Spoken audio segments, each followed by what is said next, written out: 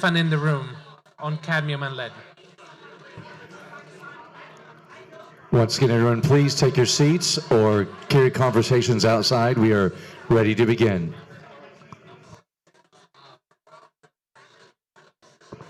If you're still talking, please take it outside or have a seat. If you're standing next to somebody and they're ignoring me, please tap them on the shoulder and say, they're waiting for us to begin. So it's kind of important that we stop talking and sit down. It definitely feels like organic chemistry class.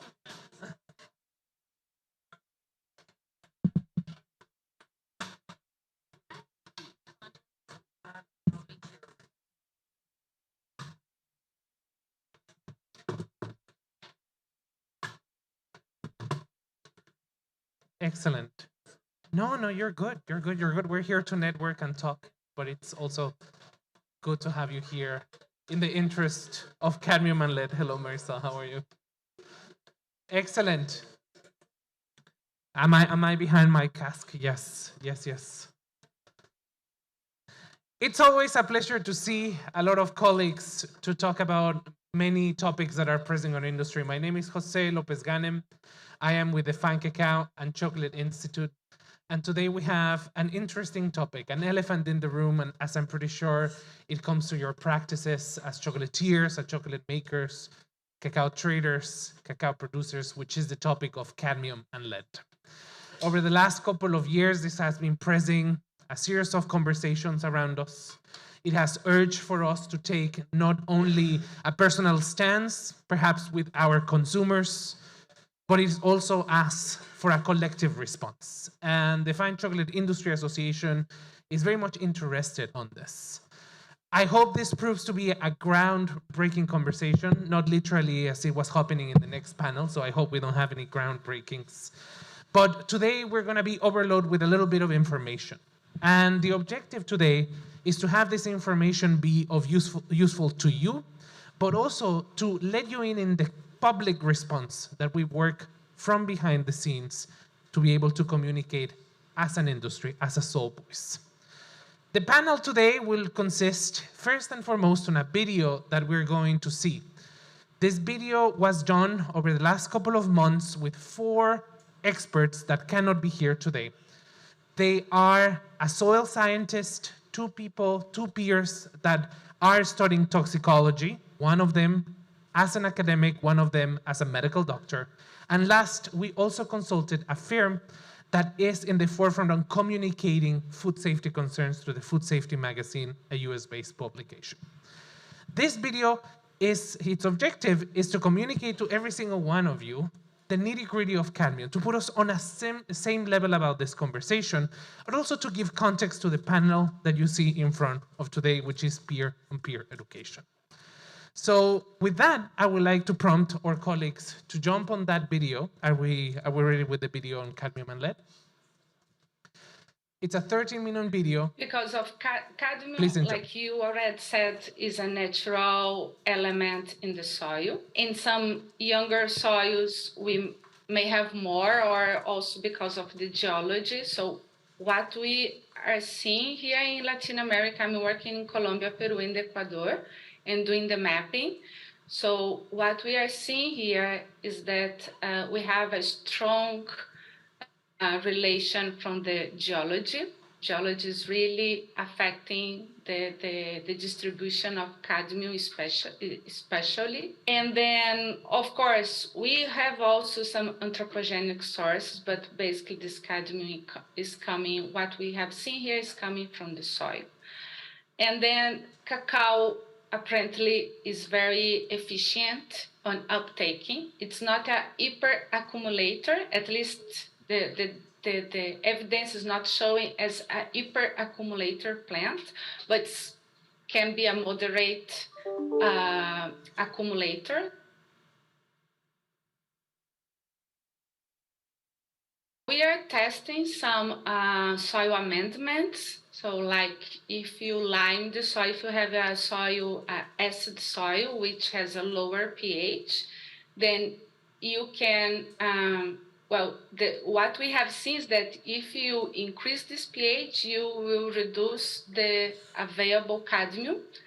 Then you can reduce the cadmium in the beans. Mm-hmm. We are testing this in Colombia, Ecuador, and Peru. We have research trials in the 3 countries. The results are still, the pH shows that there's more potential on reducing cadmium uptake, but still the results are not that conclusive because we have a lot of special variation. So soil and cadmium is varying a lot. And one difficulty we have is to get data because people who are collecting data, they're not sharing. It's because it's sensitive, so people are afraid to share data.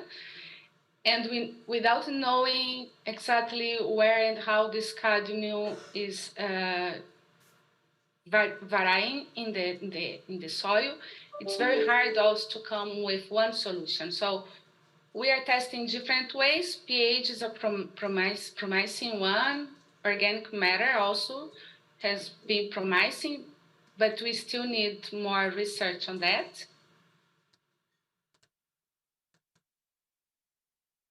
ChocoSafe was the first thing we came with because they didn't know how to interpret the EU regulation. So we talking to companies and farmers, we came with this simple calculator.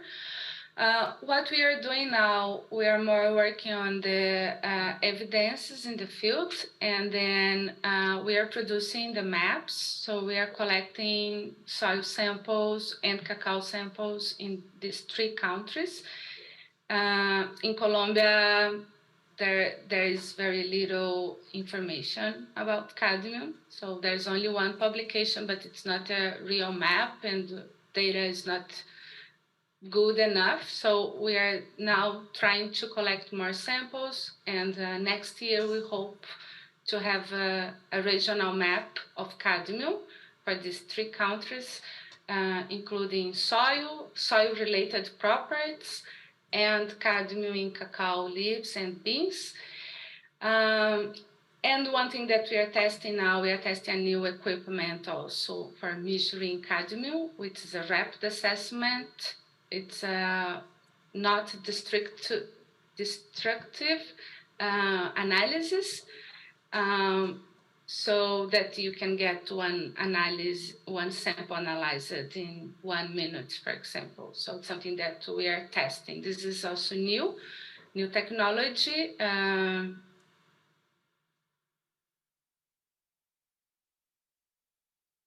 Say, well, we don't know yet because we don't have the data.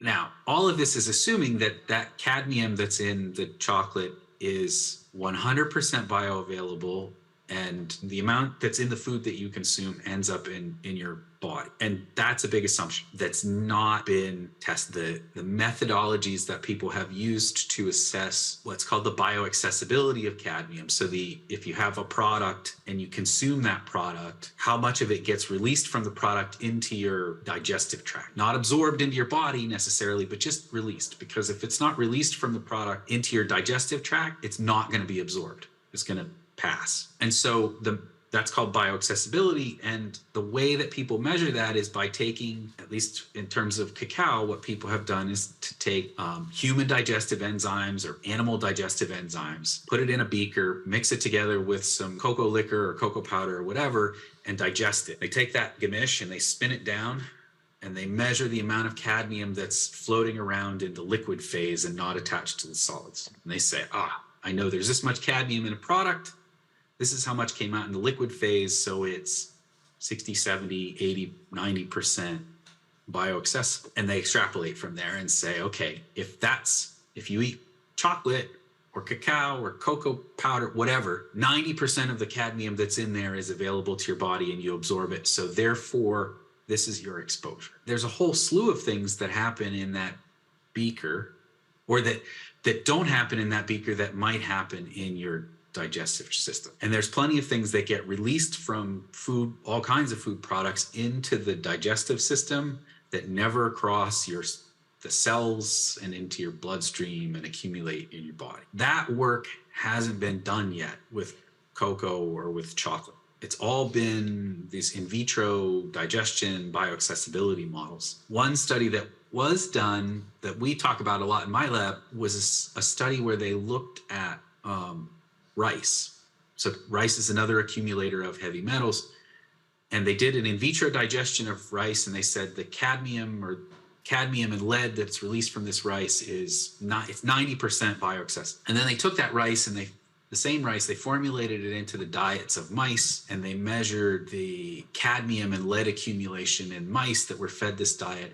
And they found that the in vitro method, at least for rice, overestimated the amount of bioavailable cadmium by at least a couple of orders of magnitude. So 10, 100-fold overestimation. That calls into question, like these in vitro systems are nice, people use them, they're a good indicator, but as far as establishing exposure, accurately establishing exposure, I think people really have to be careful and do some of these in vitro or in vivo tests in animal models, frankly, because nobody's going to get ethical approval to do this in humans.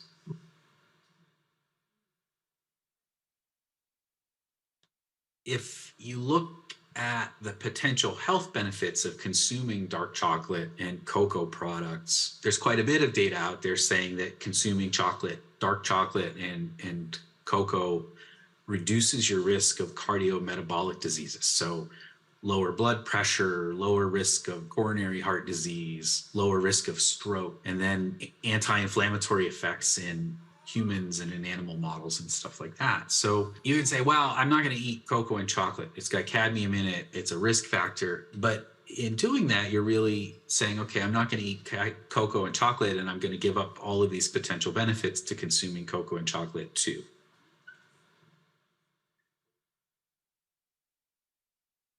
It's this tension in toxicology between demonstrating a bad effect and demonstrating that something might be there. And it's easier to show that there's uranium or cadmium in a product than it is to show that cadmium is, or uranium exposure is deleterious to your health.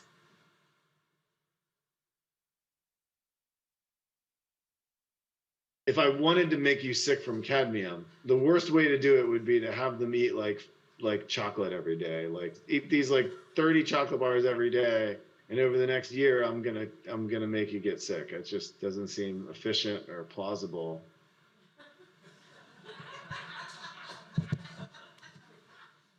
So when you look at the world of risk assessment and figuring out these safety margins, there's some assumptions that are made for safety that are probably not true.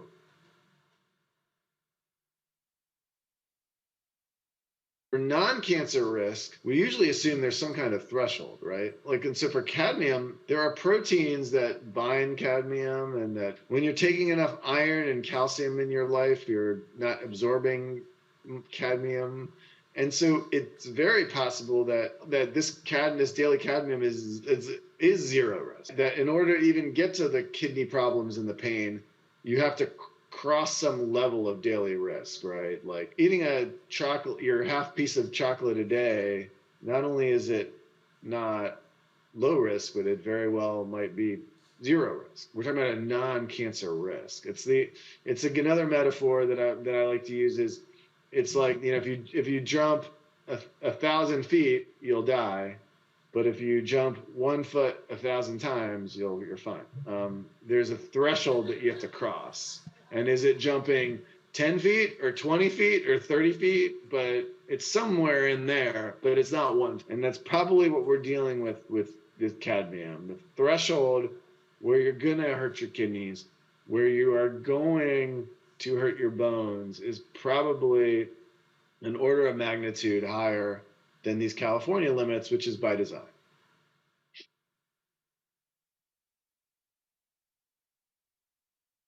We understand that there's a health concern. We also believe that there is not enough research on bioaccessibility to say what level of lead and cadmium is bad in one food source. And how does that food source compare with other food sources?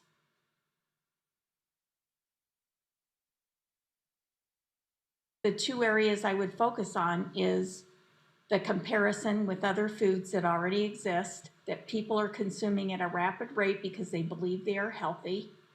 And the second one is the bioaccessibility, how our bodies really uptaking lead and cadmium. And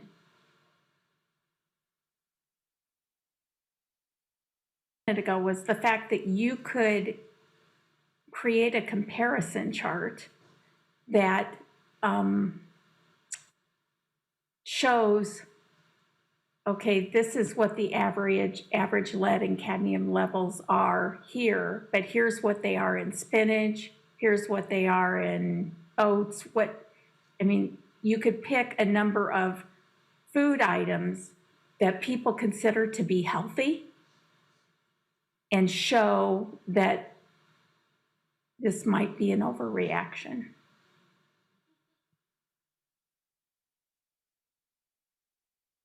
Yes, for sure. I do that. I give to my son, 2 years old. I gave him milk with pure chocolate every day, pure cacao, no, without sugar. Yes, no, for sure. But yes, my wife and I both have always eaten a lot of chocolate, and we've always given it to our kids. Yes, I eat dark chocolate, and we have it in our house, and our family, we eat it, and we don't have any concerns about moderate, reasonable levels of chocolate. I do. All And right. in my household, you're going to laugh about it. My significant other believes that chocolate should be its own food group.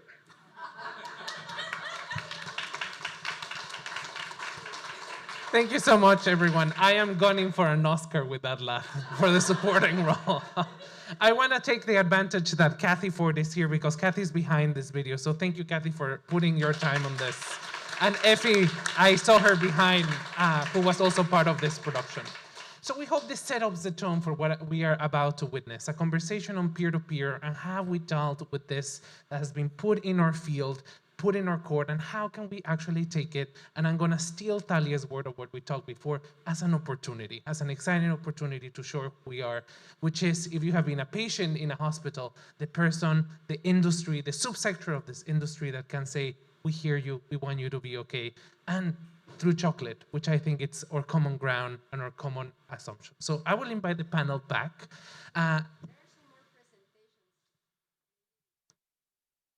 No, well, if you want to see the presentation, absolutely. I will then first invite you, Jenny, to come along. So we are going to be hearing from 4 peers. They're going to be popping in. And the format of this panel, it's continuing to have presentations and to hear individually from them. So not so much of a discussion at the very beginning. We will have opportunity for questions after. I would like to briefly introduce the panel first. So we have Jenny Samaniego. She is the owner of Conexion Chocolates from Ecuador. Jenny, welcome. Thank you for being here. Then we have my peer and friend Anjuli Dharna. She is the Vice President of Sales of Uncommon Cacao. And then I have a colleague, well, 2 colleagues in the Bureau of Education and Research. The first one is Dr. Thalia from Guittard. She is the manager of technical issues at Guittard. And then my peer, Ayoob. He is a professor on nutrition and pediatric nutrition, I believe. Actually, associate professor of pediatrics. So I deal with kids. That's the other elephant in the room. So. We will be hearing more about kids' interesting career in a second. But for now, I will invite Jenny Samaniego to present. And Jenny's going to be talking about origin, specifically from her native Ecuador, and how her company and her country has dealt through this. So Jenny, the floor is yours. Good morning, everyone. Thank you, Jose, for the introduction. Thank you to the FCIA. And I'm really happy to be here, seeing everybody again after a few years. So I'm going to be talking about how Ecuador and how Conexion work or deal with cadmium. I will be doing a little bit of presentation about what we do as Conexion, and then I'll do a little introduction of what Ecuador did. So Conexion Chocolate, we're a sustainable specialty chocolate company, crafting all our products at origin. We work with 5 cacao cooperatives, and what we do is we make chocolate couvertures, especially for confectioners and the food service industry. As I said before, we work with 5 cacao cooperatives. Conexion Chocolate was founded here in New York as Porcelana Chocolates in 2011. And in 2016, we renamed as Conexion Chocolate. We work majority with Arriba Nacional Cacao. Our products, currently we're making cacao couvertures, chocolate couvertures, cacao derivatives, chocolate bars, chocolate cover snacks, and drinking chocolates. So, here comes the important stuff. Okay, so we're gonna be talking, as I say, of Ecuador. I think to start understanding how Conexion deal with cadmium, it's important to mention what Ecuador was or how Ecuador deal with cadmium. Ecuador played a very important role in the cadmium agenda around Latin America.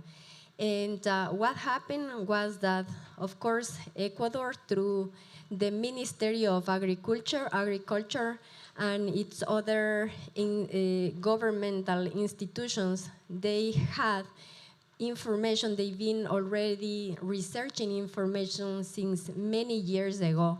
And they did have a good knowledge of what was happening with the cadmium 20 years ago. And this, of course, gave them a little bit an advantage to start developing or thinking to develop procedures of how they can deal with the cadmium through the country. With this said, a project started in 2017 called the National Cacao Agenda. In this project were many, the whole idea of this project was to develop, was to, how do we avoid cadmium, the country say, like, what do we do so we eliminate all the cadmium that was in the soil?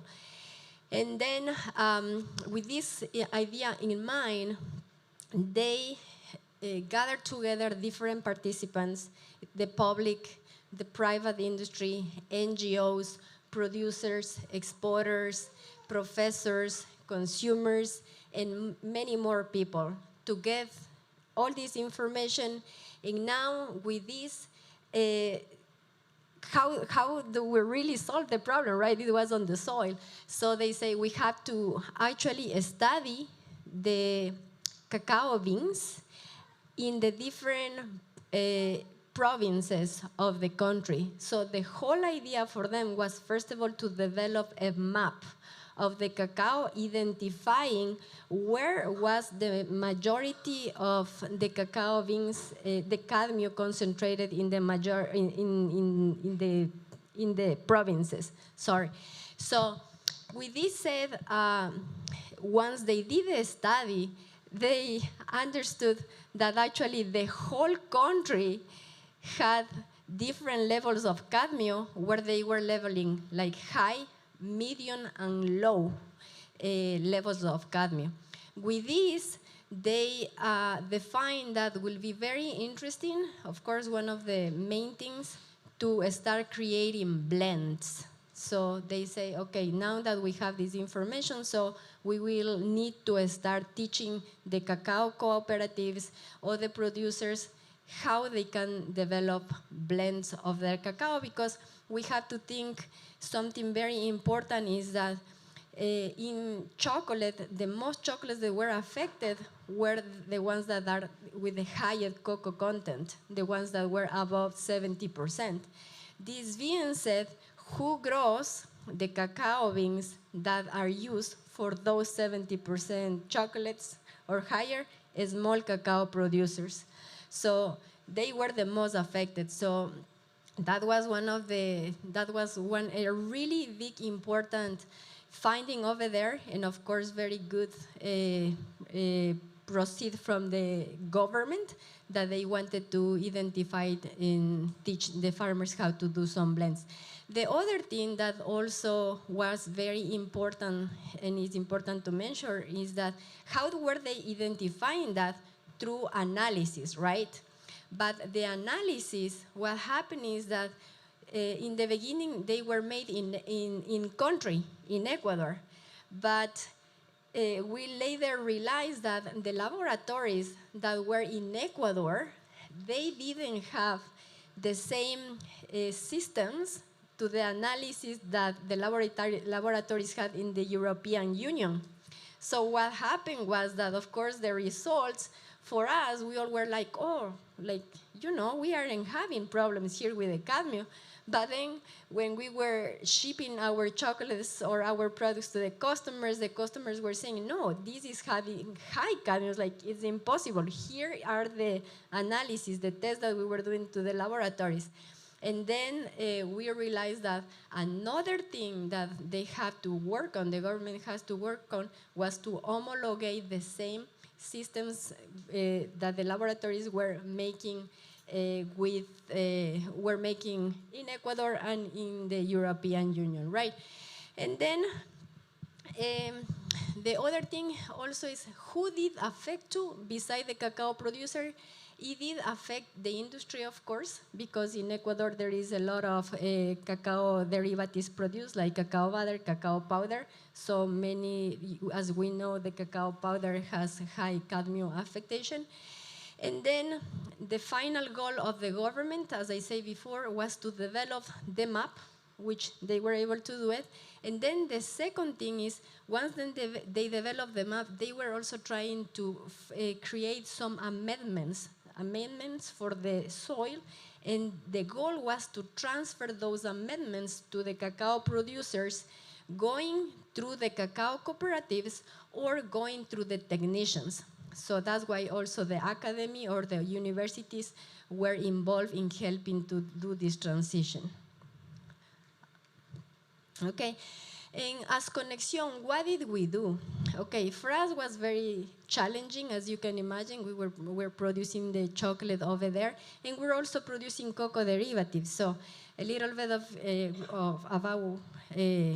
our markets is the 70% of our sales are chocolate couvertures, and those come mostly to the US, and the 30% of our sales goes to Europe. And to Europe, we ship mostly cocoa derivatives. So for us, since 2017, 18, 19, it's been a very big challenge, though we've been, of course, understanding and studying and working together with our customers as well. So the first thing that we were doing is, again, going to the cacao cooperatives, talking to the producers, selecting cacao bean samples, sending the cacao beans for analysis. But then we had a big find out. The cacao beans that we were analyzing, of course, when we were converting them into a product, we understood that the results were different. So then later we had to analyze and understand that we had to do the analysis of the liquor instead of the cacao beans. And after that, of course, we went one step further and understood that at the end we had to send the cacao beans, the cacao liquor, and the final product that we wanted to ship. So we were able to have and collect data there. Another thing that we were doing is we were working and participating in this whole cacao agenda. So we were working with the government and all the NGOs as well to find out and support as well with our experiences and our knowledge of the market. And after that, of course, once we had all the analysis of the cacaos, we were reformulating our chocolates. That's the most important and tricky part for us, was some of our cacao liquors that we were shipping or cacao powders were single origin, but single estate. Actually, we were in our marketing, right, like going the more deeper that we can go, the more specific that we can be, will be best. But actually, at that point, we had to also create some blends to be able to compile with the regulations, right? And after we did that, either in cacao powders or in cacao derivatives or in our chocolates, once we did that, we had to reformulate. After we reformulate, we sent the products for analysis again. So as you can see, it was tasting and testing and testing, and of course that's a lot of money involved, time and resources, right? Okay, and after that, what did we do for our customers? So we try to communicate with our customers, and something very important that actually Nate mentioned before, it was that we actually had to sit with our customers one by one to talk to them. We mostly with our customers from the European Union, actually, they sit with us, they really wanted to understand, and of course we were praying you also on that, so we have to learn along with them. But that was something very important, and that gave our customers a lot of confidence on what we were doing and how we were handling. The other thing is that we were doing meetings and conversations as well, and as well educating about cadmium through our Cacao and Chocolate Summit event. Some of you are familiarized with the Cacao and Chocolate Summit event. It's an online event that gathers minds from the whole world to talk about different topics. And in these last years, one of the topics have been the cadmium. And that's it. Also, we will have the Cacao Summit coming up 13 and 14 for the people that like to learn more. Okay, that's it. Thank you so much, Jenny. So mark your calendars for the Cacao and Chocolate Summit during Hispanic Heritage Month, and also another good reason to celebrate. Jenny's voice is so valuable here because it points out to someone that has been systemically put at the end of this conversation, but also in the most jeopardy, which is cacao producers. I know for our cohort, this is very important, specifically because soil testing, soil treatment does generate an extra expense of people that we have been working with to generate more income. So again, it's a vicious cycle, and we definitely want to be committed to attending that and foremost. So talking about cacao and continue talking about this commitment to producers and commitment to also consumers. Anjuli, Dharna from Uncommon Cacao, welcome. Hello guys, thanks for the warm welcome. I'm the VP of Sales at Uncommon Cacao. I don't have a presentation, so I'm just going to kind of chat about how the regulations have affected us and how this is changing our conversations every day. No, so it doesn't work? At Uncommon Cacao, we source from about 20 different origins across 15 different countries. And we are doing a lot of what Jenny was mentioning about tasting and testing. And this has only gotten more under a microscope in the last few years with the regulations of Prop 65 and the EU regulations on cadmium becoming more under a microscope. So we've actually been testing metals from the cacao since 2017. So we do have that data to go back across all the origins that we work with.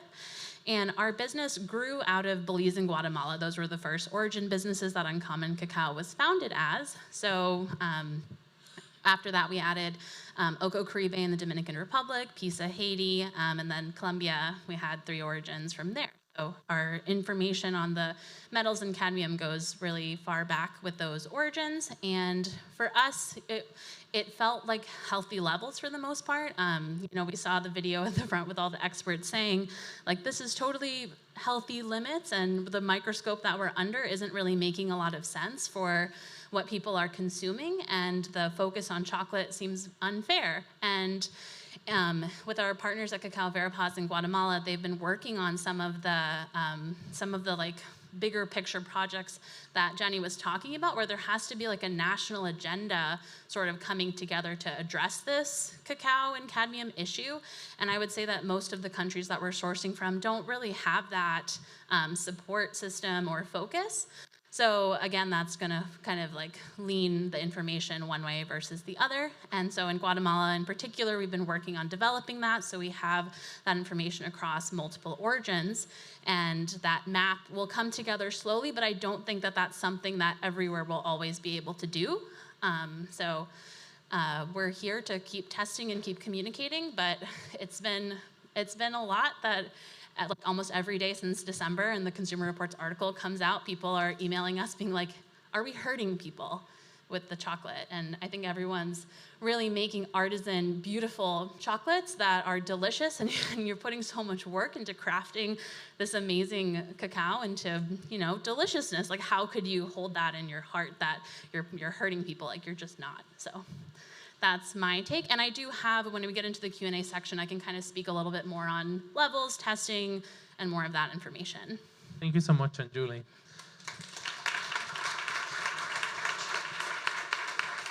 And you know, it's interesting. I know some of you heard Dr. Stollenbach say, it's like, if I wanted to poison someone and give them 30 chocolate bars, it was cut out of the video, but says, who eats 30 chocolate bars a day? And I'm like,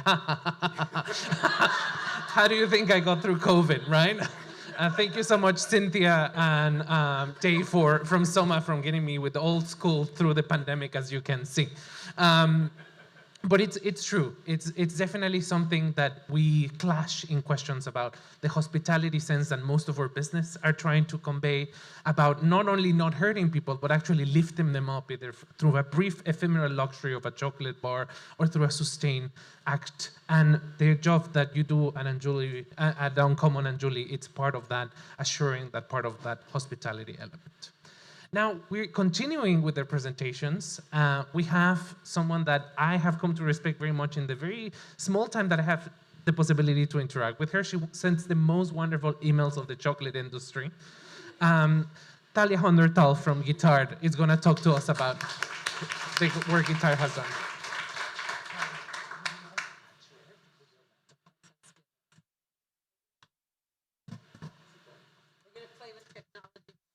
Yes. I can switch microphones.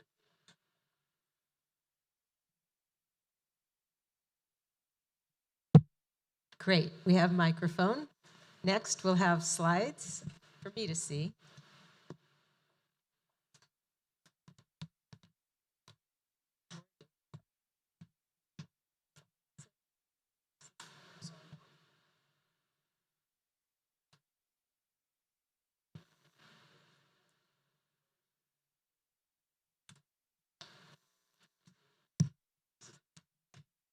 All right. I'm very pleased to be here. I can't tell you how delightful it is to, it's a breath of fresh air to see how many people care about this, because for so many years I felt like I was toiling behind spreadsheets and frustrated with the whole, anyway, we have been doing the same work, Jenny, in 2 different places, and it's just wonderful to be together. I'm very happy that the FCIA thought about doing this and invited Guittard Chocolate to have a little time to talk with everybody. So I had a hard time narrowing down the information, so I'll tell you that also. So forgive me if it seems like a lot of blah, blah, blah. A word of caution, the experience we will share is not offered as regulatory advice or legal advice. And just like they say when you call your doctor, if you have an emergency, call 911. Same thing, you need to seek proper regulatory and legal advice. There is no one size fits all. In the area of lead and cadmium, the question that the popular press has posed, if you carefully read the title of their articles, their questions. Is it toxic? Is it healthy? Is it unhealthy? Well, There's a lot of scientists trying to figure that out. There is lead and cadmium in many foods, mostly those grown in the dirt or that get dirt on them. And lead and cadmium can make us sick when we eat enough of it. How much is enough? These are the questions that need to be answered. We don't know. Will one food make us sick? Well, again, there are threshold amounts that can. Why are we talking about chocolate and lead and cadmium? Well, because this is not a spinach conference. This is not a broccoli conference. This is not a mango conference. We're here at a chocolate conference. All these foods around the world have these these elements in them. One of my sassy answers to the numerous consumers I've had a chance to speak with, when I sense they have a sense of humor, I might say, well, it's not my fault you didn't take high school chemistry. I can't tell you all of that stuff in 1 minute. So scientists are accused of making things complicated. I'm going to make a valiant attempt to make this more simple. So yes, there can be damaging effects from lead to nerves, brain tissue, organs such as the heart and kidneys. Cadmium can have damaging effects on bone strength, reproduction, and the other organs such as kidneys.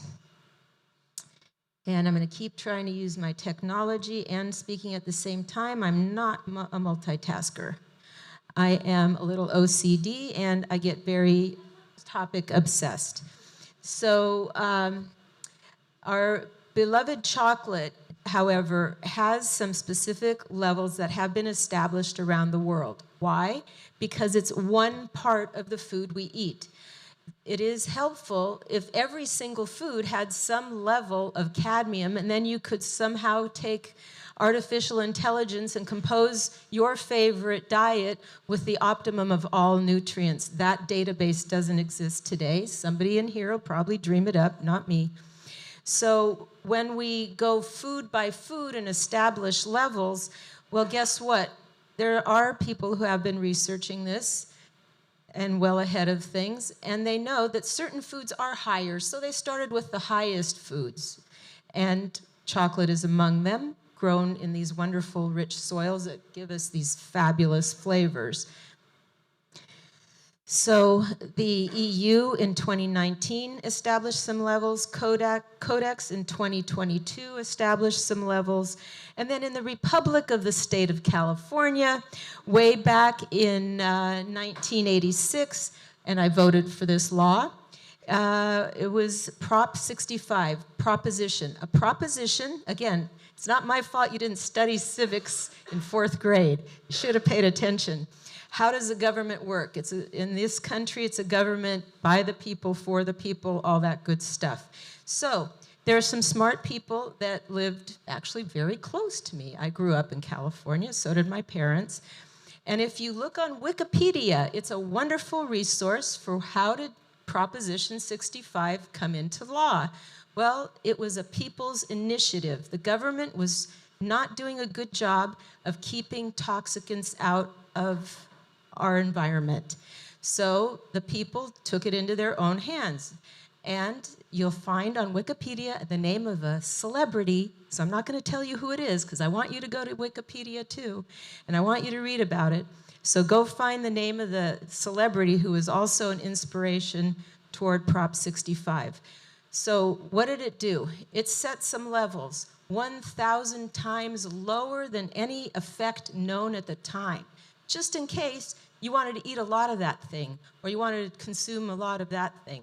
So warning notices started to appear. It had nothing to do with whether it was toxic or not, just that we be warned as consumers. So the day came when you opened the door to a restaurant that had a nice bar area, and there was a sign that said, "Caution, this establishment serves food known to the state of California to cause whatever, this, that, or the other thing." So warning labels everywhere. And they became rather meaningless, in fact. The first list of toxicants known to the state of California was around 120 items. And we read what they were as scientists, and we made sure that none of those things were in our foods. Well, guess what? Now, so many years later, it's over 900 chemicals that are known to the state of California to cause harm. That's a lot. Warning labels have become a little bit meaningless. The chocolate industry could put warning labels, but why add to the noise? Why add to the confusion? So this became the challenge that we all took on in the chocolate industry. We knowingly ran headlong into this challenge. Other interesting thing about Proposition 65, really interesting. Most food regulations, as those of us who have been working in the food industry might know, we might be prepared or we might not for a call from the FDA. We might have somebody show up with a badge and say, I am inspector or an investigator, and I'm here to see if you're following all the food laws. Well, Proposition 65 is not limited to food. It involves toys, it involves air pollution, drinking water. It's actually called the Safe Drinking Water and Toxic Substances Act of, again, 1968. So anyway, you don't get a call from the FDA. The way that enforcement is legislated, it's the law. The way enforcement works for Prop 65 is through civil lawsuits. So the way to say, I'm sorry, stop, don't do that. If you go through a stop sign and you do it, you know, the police officer is going to give you a ticket. Well, that's not what happens. Prop 65, you get a lawsuit. So this sounds very punitive. It sounds scary. It sounds intimidating. That's what's got us all wound up. It's just, that's how it goes. Not nice, but that's our reality. So in that, it becomes logical to think, if you accept that reality, if you're living in the Republic of the state of California, you come to accept that reality. I grew up there too. You probably moved away. I did. See? Anyway, that's why we end up with a wonderful derivative, if you will, of the Prop 65 law known as the consent judgment of 2018. And what that is, it's a legal settlement in the Superior Court of California, the County of San Francisco. It involves now 32 companies known as settling defendants, SDs, or ISDs, for initial settling defendants, and an environmental and social corporate responsibility nonprofit organization, As You Sow. So As You Sow took steps to enforce the legal limits proposed by Prop 65. New problem. It's already been mentioned by other speakers. Over here, we have the scientific world of toxicology and exposure. If I pumped carbon monoxide into this room, after 20 minutes, we'd all be dead, maybe less. It's in the air. We're exposed to it. On the other hand, if I'm looking at my chocolate under magnification, I might see literally little particles of sugar. And I know the concentration of sugar in some of our chocolate is maybe 20% for an 80% cacao. It might be a little more, etc. I can almost see it, or I can analyze for the amount of sugar in chocolate. I can analyze now for the amount of cadmium in chocolate. Well, what does that have to do with filling up my body with chocolate day after day? Well, I don't. I eat a variety of foods, and most people should. So, on one hand, the law says don't expose people or else you have to warn them.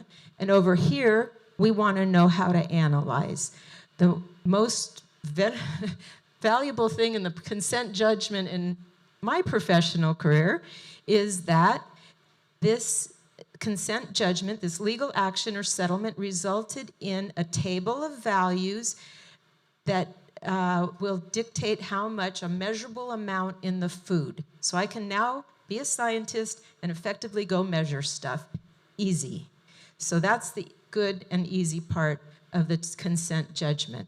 It also puts us on a similar footing as European Union, where levels in the particular food are recommended or regulated. The other great thing that came out of the consent judgment established the funding and guidelines for organizing and operating an expert committee. This is 4 individuals, and it took them a year to figure out who was going to do what. And the idea was to study, to find the cause and what to do about it. Well, Ecuador was already way ahead of us, and there was a lot of research already there for the expert committee to review. The expert committee was able to take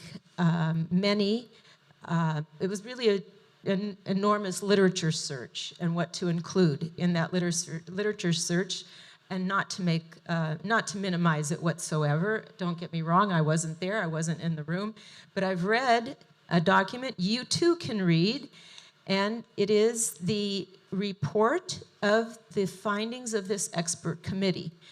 And somewhere in here I have the exact name of it, but anyway, I'll mention that again at the end. So the report came out end of last summer, August 2022, and it says the cause of cadmium, which we've known and measured and studied this for many years. We know it's not the chocolate making process, just by the way.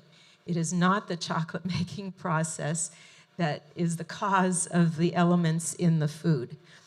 Rather, the uptake of the plants in its natural process of growing, it's incorporating into the nibs in the case of cadmium. The lead is from environmental factors and is brought about by dust as a result of the handling of the cocoa beans post-harvest. So lead isn't so much there as a result of growing the cocoa beans, it's there as a result of post-harvest practices. And I want to also direct you to a resource hugely valuable, National Confectioners Association. You can simply do a search on National Confectioners Association and cadmium and lead. It'll lead you to some press releases co-written with these different parties in the litigation, which were As You Sow and the chocolate manufacturers. You will find references to the source document. The court scanned in the consent judgment. You can read it for yourself. I highly recommend it. These things are actually easier to read than you would think and very accessible. National Confectioners Association, this is what they report. A new report released today by As You Sow and the National Confectioners Association is the result of a 3-year effort by multidisciplinary panel of 4 experts regarding the sources of lead and cadmium in cocoa and chocolate and how levels may be reduced in the future. The expert investigation was funded through a California Prop 65 settlement reached between As You Sow and 32 members of the confectionery industry in 2018. So I think that Jenny did an excellent job of describing a lot of the mitigation that is taking place. That means how to make this stop happening. And that's for the cadmium, the metabolism of the plant, the soil conditions. Maybe there's something that breeding can change, maybe not. And there will be continuing investigation into this. This is by no means finished. This is a work in progress, and it's going to be with us for a long, long time. In lead, we want to continue to use the practice we always have. Not all of us. I understand there was a presenter earlier today who doesn't handle their cocoa products this way. So this is a different matter, but for many producers, we do remove the shell, and that is what we understand to be the source of the lead. So once that's out of the way, we go ahead and process and have that to keep the levels as low as possible. Business leaders can also influence this. So there are things at the farm level, things at the manufacturing level. We mentioned blending. This is something we're also not excited to do, blending. But some of that goes on. Why, for us, you know, we're very excited about the flavor of our chocolate, if you haven't heard. So we don't want to do anything that's going to negatively influence that. But of course, we're going to follow regulations. Business leaders can make investment in sustainability efforts. Testing at the point of purchase could be taking place for the sake of making sure that we don't bring in too much of any elements we don't want. And a couple other simple points, if I can just get my technology cooperating. Sorry, guys. You know, professional presenters aren't supposed to have these problems. But that's just me. So anyway, in summary, I guess I just want to say, yes, it's a great opportunity. It's a great opportunity for citizens and industry and governments and non-government organizations and everybody to get on board. So I met somebody from the press one time, had written a number of books that were very stirring. And I said to her, why are you writing these things about the food supply? Why are you making people scared? Why are you causing people to sort of become elitists about food, only eat this, only eat that? And she said to me, well, then you write a book. I was like, ugh. She says, that's how it works. It's a conversation. The one author is going to say something, and then now I'm hearing in this room, it's our turn to reply, and it's our turn to say what we've been doing. Lots of testing. One of the fun things, I'm going to say, as the elephant in the room, I think what we mean is that the question posed by the popular press covering these events, which are quite complicated, has raised consumers' concern for their health. So up until now, everybody thinks chocolate's healthy. All of a sudden, this question is on people's mind. What we've done at Guittard, we've turned this into an opportunity to personally speak with everybody who wants to ask. So I've had a lot of these conversations, whether by email or by voice, and every time people feel so much more relaxed. I thought they were going to ratchet up the pain once I gave them my entry-level answers, but people actually calm down. They like hearing from us. So, and they also, we were sometimes criticized for not being a robot. They wanted to talk to a robot to answer their questions. And it was almost like they were too intimidated. So we made it easy for them, and we made ourselves approachable. And that's what we always do. And just a second.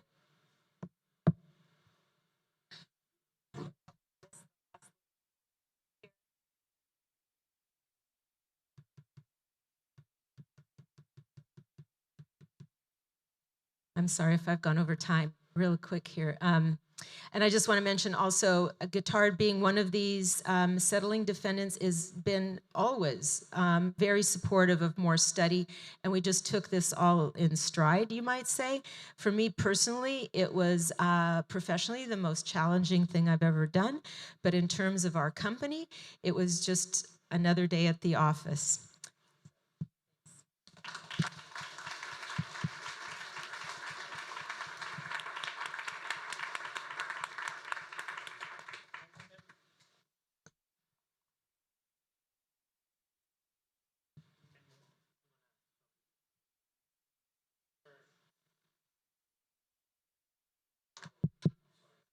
Hello, hello.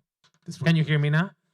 I remember proposing to a group of Mexican chocolate makers, and Mexican for context of everybody, as well as Central American, to blend their single origin chocolates to reduce the amount of cadmium, and that was featured on a special of Dumb Ways to Die. Thank you so much, Thalia. And I do have to say, I was one of those people that passed organic and inorganic chemistry for the act of the Holy Spirit. But just in general, one of the things that I take away from colleagues as Thalia and colleagues that are doing this type of research is that the levels that this is set at a legislative level, at a lawmaking level, is low. Very low, that we need more research to continue identifying ways in which I heard, for example, from my colleague Sarah Barrett and George Lambert recently from Penn State, that we need to keep updating the research and actually seeing that this is an agricultural and food problem, not just really in cacao. I really enjoyed Thalia's conversation, and to the point of my colleague Maricel Persilla when she was saying, how can we make this positive? Is we are one of the first ones to have this problem to a certain degree because of the media attention. So how can we frame it in the positive and take this as an advantage to say food, a balanced food diet, a diet that, for example, is reducing sugars but high in cacao, like the benefits, is actually something positive that we can approach the market with. And who better to do it with this non-blending single origin high cacao crowd than what we have here. To close the round of presentations, Keith, the floor is yours. Thank you very much. I think I'm on. Yes. And can we have the first slide? Oh, there we go. That's me. That is you. Okay. I'm an associate professor of pediatrics at the Albert Einstein College of Medicine, New York. I have dealt with, we are, for many, many years, like decades, I directed a nutrition clinic for children with special needs as part of a large diagnostic and treatment center for children with special needs. So when it comes to things like lead toxicity, that is something I've dealt with. In fact, I saw a child a week and a half ago who had lead toxicity, at least in earlier childhood. Next slide.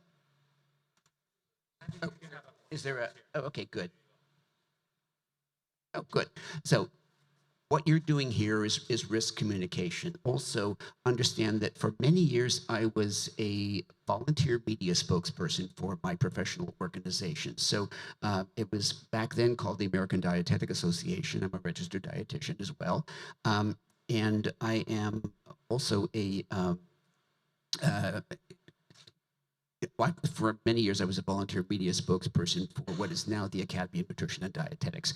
So I've dealt with a reasonable amount of media, and also I wear a lot of different hats. I'm in the academic world. I've done some research. I also am a consumer facer because those were my patients. We deal with a lot of low-income families who are going to ask me this question. So I have to know, and as much as I love my artisan chocolate, I wanted to know for myself. I mean, I love it. I think it's great. I've done lots of investigating about it, but I'm not going to wreck my kidneys for it, if you know what I mean. So I wanted to find out what is going on here, because I had not heard any of this as a problem from chocolate. So when it comes to communicating risk, and this is perceived risk, not necessarily real risk, but perceived risk, people want to know that you care before they care what you know. So really understand that and communicate that, yes, you're not just being on the defensive. You want to do the right thing. And that is not something that I just believe, but it's also a professional and ethical responsibility. And when it comes to high emotion, and keep in mind, emotions are often perceived. They're different for each person, but trust is everything. And if you communicate how much you care about your product and about them, that builds trust. I think we need to have these kinds of conversations and put them out in the open and be transparent about it. And let's find out what the story is. Now, always be factual. Absolutely no question. If you're either factual or you're deceptive. So be factual and be and also give the pluses, the minuses, the risks, the benefits, etc. So as long as you're factual, you're on good ground. Be clear, be concrete, because when people have concerns. And when there is high emotion involved, they hear about a half of what you say, if that. So understand you may need to repeat your messages throughout your websites or your communication. And it seems like, no, we already covered that other tab. Cover it here again. Okay, if it is factual and it's reassuring, you want to make sure that those messages are repeated. Also, you don't have to always be on the defensive. Focus on the positives, and there's plenty of positives with chocolate as well. Now, one of the facts, and this is not my slide, this is from the FDA, that lead exposure is the lowest it's been in over 40 years. Why? We got rid of the lead in gasoline. Why also? We got rid of the lead in paint. Now, in 1984, 39 years of clinical practice, I've seen kids with lead toxicity. How many times have I seen kids with lead toxicity that came from food? Zero. None. It doesn't happen. Doesn't mean that there's not lead in food. It means that that's not where lead poisoning is coming from. And that's an important point to keep in mind. So it doubts, since we've gotten rid of the lead in paint, lead in gasoline, that means that farms that are right near highways and things are not getting all those lead fumes that can and drop on the leaves, et cetera, et cetera. So food occupies a larger part of it. However, is it making people toxic? The answer is no. The top sources of lead are not food. And I think it's an important point to communicate that the top sources of lead still are not food, and they were never food. So this may be something that consumers are learning now, but they were never food. Okay, that was never a top source. Keep in mind, lead is an element. I mean, yes, it can be in the ground and all that kind of thing too. So it's an element, you can't break it down any further. It's always been around. So in fact, it wasn't even in the top 10 except for imported candies or foods, but they were specific. And particularly these were candies that contained tamarind or chili. And even then, it was specific to some candies that were imported. I think it was primarily from Mexico, but don't quote me on that. At any rate, it's not, that's what I heard. I am mostly okay. Yeah, I know. Yeah. By the way, I've eaten tamarind candy. I have no problem with it. So, food was not a major source of it. Candy wasn't even a major source of it. Chocolate was not a major source. It's not even not a major source of lead contamination, but it wasn't even a major dietary source. Cadmium is the other heavy metal. Now, there are, as we've heard, sources of cadmium in soil and in food. Okay, cadmium is another element. It's in the soil. It has always been in the soil. People are learning about it now, but this is where most of our dietary cadmium comes from. Top sources: cereal bread, leafy vegetables, potatoes, legumes, nuts, all the things that people have been encouraged to eat more of. Hello? And when I started to look into this, I thought, cadmium and chocolate, I like my chocolate. I like the high percentage stuff. Okay, for me, it's adults only chocolate. So that's my thing. And I thought, well, what am I doing to myself here? I got to find out. And I looked into this and I said, okay, because I'm not finding a whole lot. That is where I'm finding a lot more cadmium. Is this a big problem? No, it's not. But nobody seems to be worried about the cadmium that's in whole grain, or the cadmium that's in beans, or the cadmium that is in kale.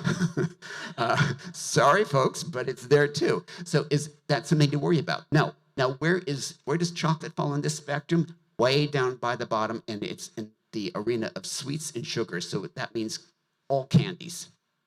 Okay, so chocolate's only a part of that. And that's where our cadmium is coming from. So another slide, basically, that might be a little bit easier to read, that is coming from foods that we encourage people to eat more of. Why? Because there is a mountain of science that says people who eat more leafy greens, more whole grains, more nuts, more beans, etc., are going to have a healthier diet, have a healthier nutrient intake. Okay, That's healthy. We want people to do that. But those foods have cadmium in it, okay? But it's not a problem. Okay. This is just another slide to show that around the world, since it is in the soil around the world, these are the sources in various countries that, contribute to their major cadmium intake. Where's chocolate on there? Not at all. Not cocoa. So none of those, it doesn't enter anywhere. It's nobody's diet. It's not just not our major dietary source of cadmium. Around the world, it's nobody's major source of dietary cadmium. So on the other hand, suppose you take a hardcore. We've heard Dr. Stolbach, I think it was, who said, well, suppose I gave somebody 30 chocolate bars a day and said, well, I'm going to, poison you with cadmium by giving you 30 chocolate bars a day. If you're eating 30 chocolate bars a day, I'm not sure cadmium is the biggest issue here. I mean, we really need to talk here, so, but I said, suppose you had, the government often says, well, a high consumer chocolate would be like somebody who's doing it 3 or more times a week. I thought, oh God, I'm toast. So I thought, well, what happens if you had somebody who's really taking concentrated sources of it, say 1/4 to 1/2 cup of cocoa powder a day, or say 30 to 50 grams, say 1 ounce or 2 ounces, but of dark chocolate, like at least 70% cacao. And mostly, let's make it mostly Central and South American origins, which is going to be the highest. Those are the soils that tend to have more cadmium than other places around the world. Okay, maybe not exclusively, but they're, and I thought, suppose you could have that person. And there is a simple way to find out if you're toxic. Test the blood. Okay, I mean, it's not efficient, but it's doable. So where could you find somebody like that? That person's me. I wanted to find out. I had my blood tested. It was for an article, so it wasn't completely altruistic, but I also wanted to find out. It's like, look, am I killing myself here? So I said, I had my blood tested. It's not funny. No, I know what you mean. I get it. And this is what happens. Now, see, on the left side, you'll see the reference ranges for cadmium. For adults, it's 1.7 micrograms per liter. That you want it less than that. Where was mine? 1.3. And that's a high level of cacao. Even the reference range, where do you get most cadmium? Smoke. Smokers have a higher reference range. It's almost a reference range. You want smokers to have a level that's below 5 micrograms per liter. Okay, about 3 times what it would be for the average non-smoker. Okay, I'm still way low. Now, and this is lab results from Quest, so it was a reputable lab. It wasn't some, back alley. And it said you start to see toxicity symptoms when it gets above 30. So we're talking about what I was eating 30 times more, or 25 times more, I guess. So that's a lot of cadmium. Lead didn't even measure. Did not even measure. It was less than 1 microgram per deciliter, and that's as low as the lab goes. So again, even with that level of consumption, and when I asked toxicologists for an article I was writing, they looked at me like I had 2 heads. It's like why are you? There's nobody gets this from food. So what do you tell consumers, and how do you tell them? Okay, these are just possible messages. The next few slides. The diet, including chocolate and cocoa, is not a significant source of cadmium or lead. Okay, the diet just isn't a big source. If in the more common sources of cadmium and lead exposure are things like burning fossil fuels like coal or oil, or incinerating municipal waste. Cadmium particularly is better absorbed when it's inhaled as part of fumes. Okay, not food. I will say also that you heard Dr. Stolbach talk about the same transport proteins that help you to absorb iron and calcium and zinc and the metals that we need in our diet are the ones that will also, absorb calcium, however, or cadmium, but at the same time, the more of those other healthy minerals that we get are going to push cadmium out of the way. So that may be one of the reasons that having a diet that's got adequate calcium, adequate zinc, and adequate iron in it is going to even lower your risk of cadmium absorption. Another one is, and some of these are repeat messages, but phrased differently, but many foods tied to good health, again, emphasizing some positives, that such as leafy greens, whole grains, and nuts have always contained cadmium and lead. And these foods are also sources of nutrients and antioxidants, and chocolate, as is chocolate and cocoa powder. And this is why health professionals around the world have been encouraging us to eat more of these foods daily. Now, again, sometimes it can be reassuring to tell people, to remind people that chocolate has always contained some cadmium, okay, because it grows in the ground, or the tree grows in the ground. So it's always contained.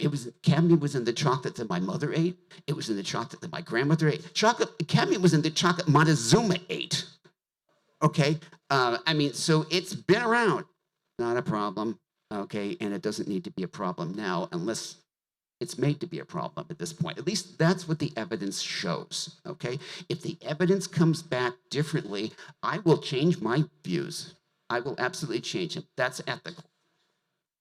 Food's also a minor source of exposure to these elements. To learn more about effective ways to lower exposure to lead and cadmium, click here, and that you can, it's another source to your website.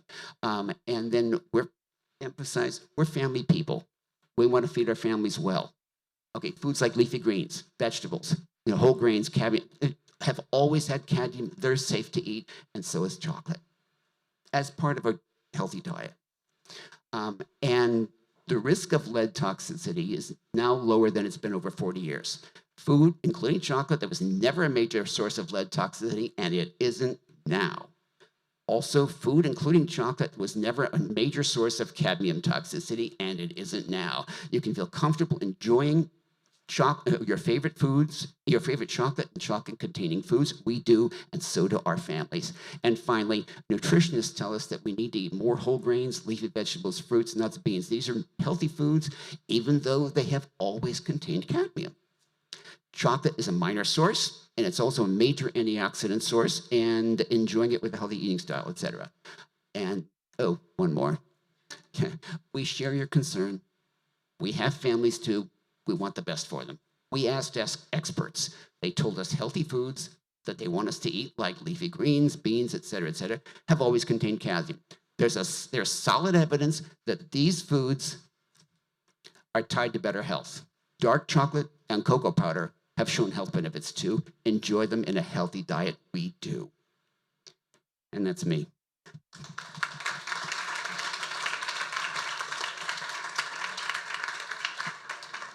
Thank you so much, Keith. And I don't know if it happens to you, but after hearing people like Keith, I wish I had this data when I was, 10 years old and my grandparents were pushing that spinach on me. And I'm like, no, cadmium.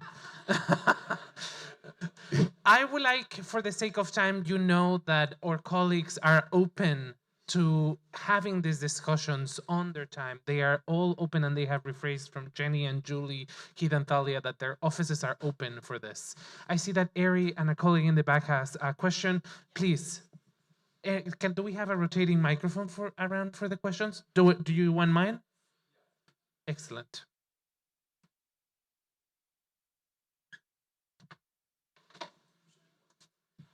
Thank you. Jenny and Thalia specifically, you've mentioned about amendments in soil. What are you seeing as kind of the most effective mitigation as far as amendments in soils?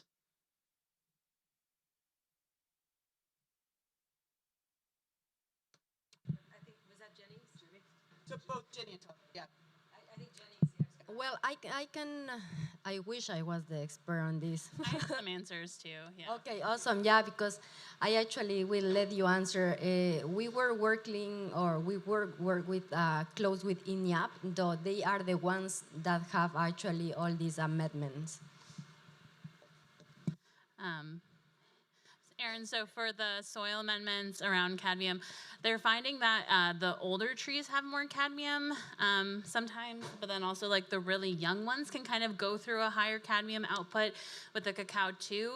The cadmium levels will change harvest to harvest as well, but in regions like, some parts of Guatemala where you have seen the higher amounts, amending the pH of the soil has been an effective work.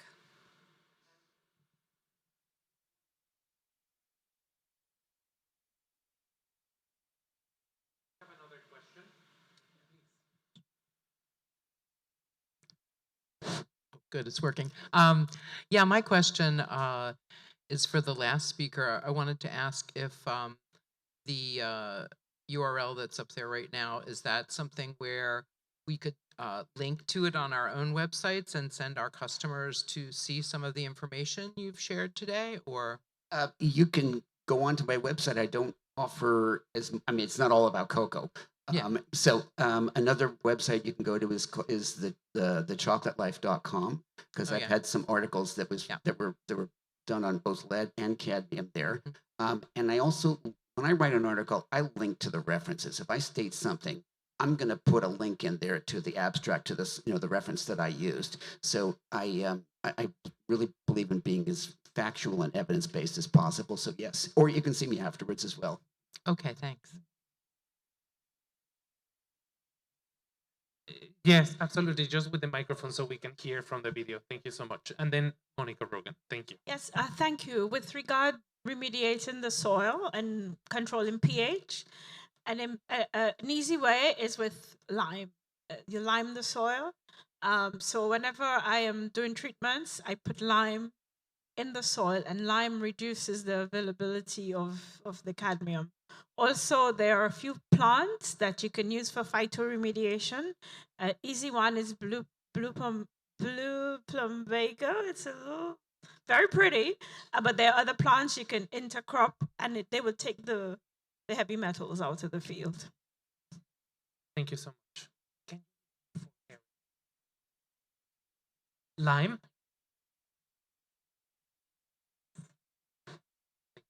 And I just want to point out that in the videos, there are generally also points as to how to remediate the soil in terms of a pH treatment. But I feel obligated as a social scientist to point out and underline that these are expensive treatments. So if we're already pushing that on cacao producers, that is going to be interesting. I'm going to be one key. I'll give you the microphone, Monica, please.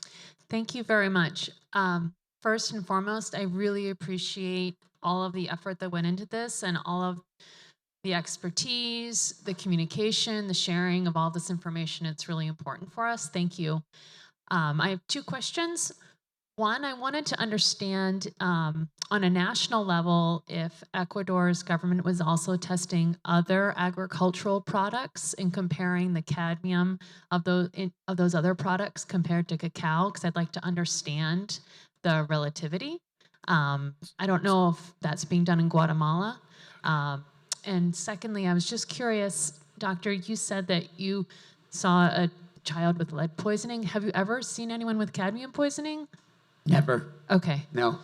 And I don't know that too many of my patients who are kids are eating my amount of chocolate and cocoa. But no, I've never seen any cadmium toxicity. And I did talk with a number of food toxicologists, again, looked at me like, okay, well, I said, well, don't people get cadmium toxicity?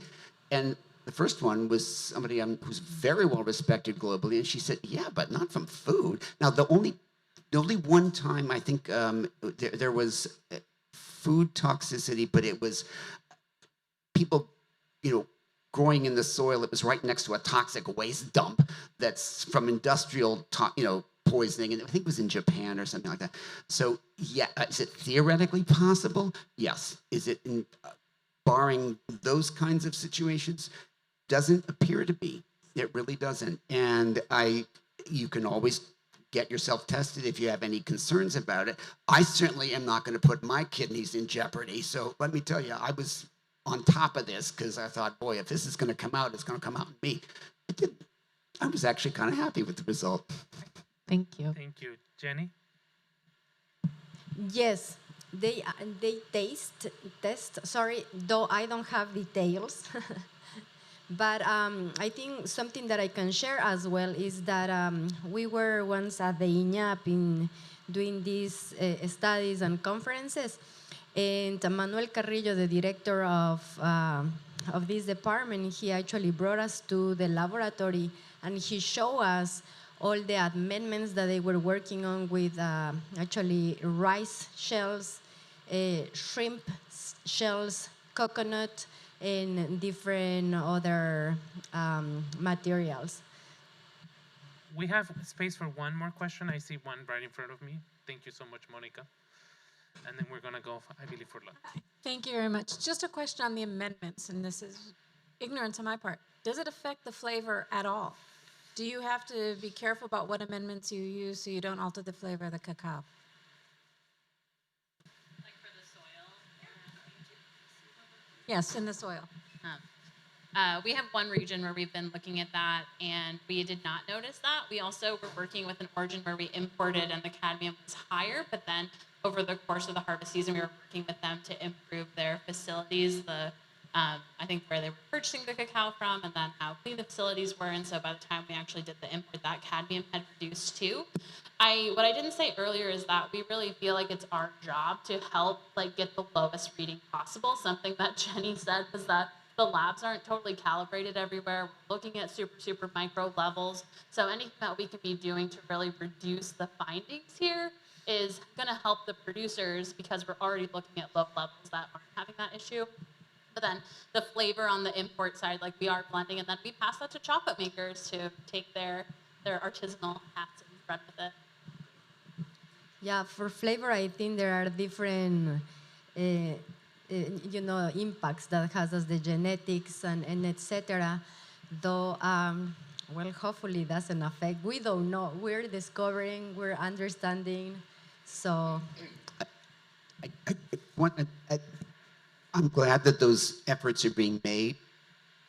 I guess I can't get the scientific hat off of myself, and I'm thinking, is this effort, is it a solution in search of a problem?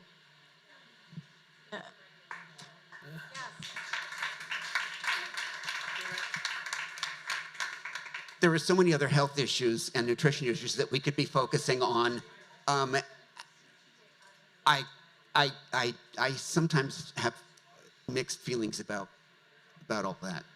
Thank you so much. And I want to pause the conversation here because I know we have a schedule to follow.